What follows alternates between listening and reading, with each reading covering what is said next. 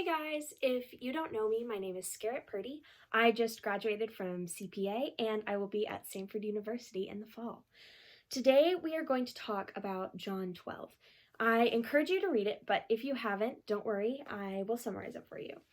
In verses 1 through 11, Jesus is anointed at Bethany. Before he goes to Jerusalem, Jesus visits his friend Lazarus and Lazarus' sisters, Mary and Martha. They hold a big dinner in Jesus' honor, and Mary washes Jesus' feet with expensive perfume, which anoints him as King of Israel. In verses 12 through 19, which is what I want to focus on today, Jesus enters Jerusalem in what's known as the triumphal entry, or what we celebrate as Palm Sunday. In verse 16, it says, "At first his disciples did not understand all this. Only after Jesus was glorified did they realize that these things had been written about him, and that these things had been done to him." Sometimes we don't understand God's plan for us. We think our plan is the best one, but we don't see the big picture.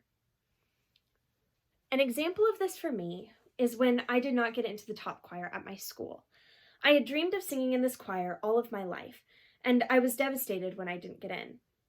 But God's plan wasn't for me to sing in choir, but to worship him in another way, by mentoring other students and ministering to them.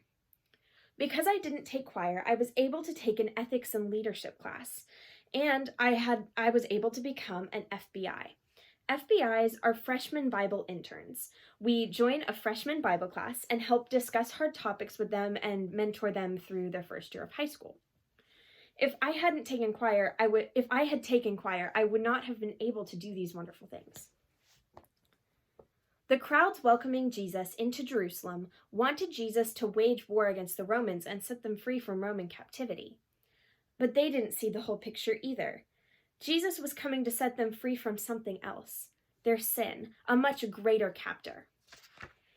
In verses 20 through 36, Jesus predicts his death. He says in verse 27, "Now my soul is troubled, and what shall I say? Father, save me from this hour? No, it was for this very reason I came to this hour. Father, glorify your name." Jesus knows God's plan for his life, and even though he doesn't want that plan to happen to him because it'll hurt him, he knows that it's what's best because God's plan is best. And he sets an example for us in submitting to God's plan.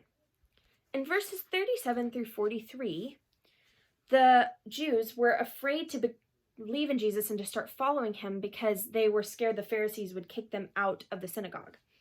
It says in verse 43, "For they loved human praise more than the praise of God."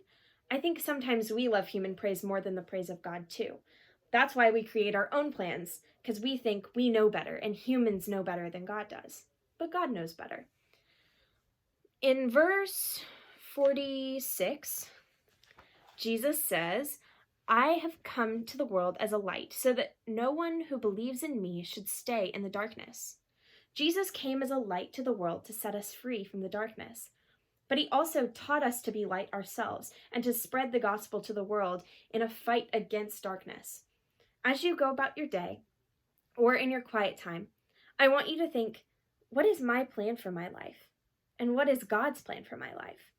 And even though I can't see the full picture, how can I submit to God's plan instead of my own?